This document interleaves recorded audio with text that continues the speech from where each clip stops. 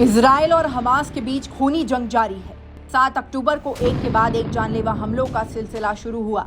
Gaza पट्टी से operative Hamas ने 5000 से ज्यादा रॉकेट हमले कर इजराइल को नुकसान पहुंचाया, जिसके बाद इजराइल के पीएम नेतन्याहू ने इजरायली लोगों को संबोधित करते हुए जंग का ऐलान कर दिया।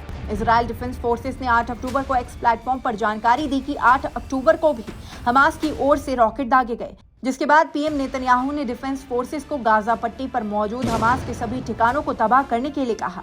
रिपोर्ट्स की माने तो हमास ने कई लोगों की जान ली, जिनमें बुजुर्ग, बच्चे और महिलाएं शामिल थीं। कई लोग बेघर हो गए, कई बच्चे अनाथ हो गए, तो कई लोगों को हमास के आतंकियों ने बंदी बना लिया। इजराइल और गाजा पर भीषण युद्ध का भयावह मंजर दिखाई दे रहा है। इसी बीच कई प्रमुख एयरलाइंस ने इजराइल के तेल अवीव की ओर जाने वाली और वहां से आने वाली फ्लाइट्स को रद्द कर दिया। हालात बद से बदतर होते जा रहे हैं। लोग खुद को और अपने घर परिवार को महफूज रखने की जद्दोजहद में हैं। कारोबार ठप पड़ा है, नौकरी का अता पता नहीं है। ऐसे में कहा जा रहा है कि हो सकता है इजराइल में मौजूद कई प्रमुख टेक फर्म्स के ऑफिसेस अपने बिजनेस ऑपरेशंस को भारत या अन्य अलग अलग जगहों से संचालित कर सकते हैं।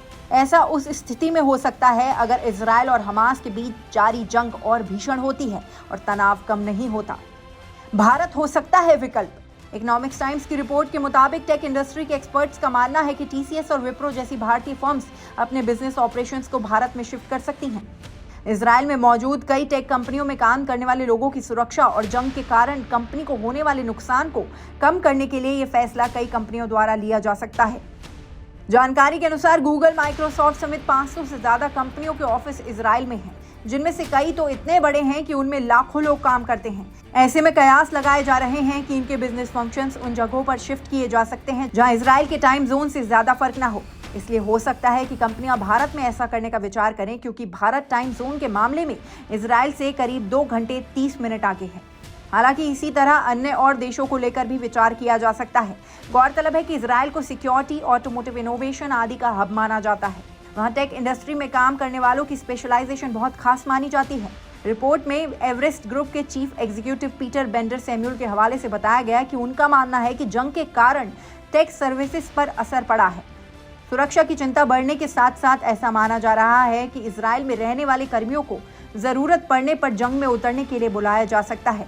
इजराइल का बहुत बड़ा तबका टेक सेक्टर में काम करने वाला है। ऐसे में जंग के कारण वर्कलोड भी बढ़ा है और भारी नुकसान का खतरा भी। इसका असर भारत और यूरोप के कुछ हिस्सों पर भी दिखाई दे सकता है। वहीं टीसीएस के सीईओ एनजी सुब्रमण्यम ने भी जानकारी दी कि बढ़ते हमलों के बीच उनकी कंपनी के क्लाइंट्स लगातार साइबर सिक्योरिटी बढ़ाने के लिए कह रहे हैं। एक्सपर्ट्स का ये भी मानना है कि अगर हालात बेहतर नहीं हुए तो कंपनियों को इजराइल से शायद रीलोकेट भी करना पड़े। इस काम के लिए भारत बेहतर ऑप्शन इसलिए माना जा रहा है क्योंकि दूसरी जगहों के मुकाबले यहाँ कंपनियों को इजराइल जैसे काम के लिए पर्याप्त दायरा मिल सकता है। गूगल, टीसीएस और विप्रो जैसी बड़ी कंपनियां इजराइल के हालातों पर नजर बनाए हुए हैं। इस टॉपिक पर आपका क्या कहना है, हमें कमेंट सेक्शन में बताएं।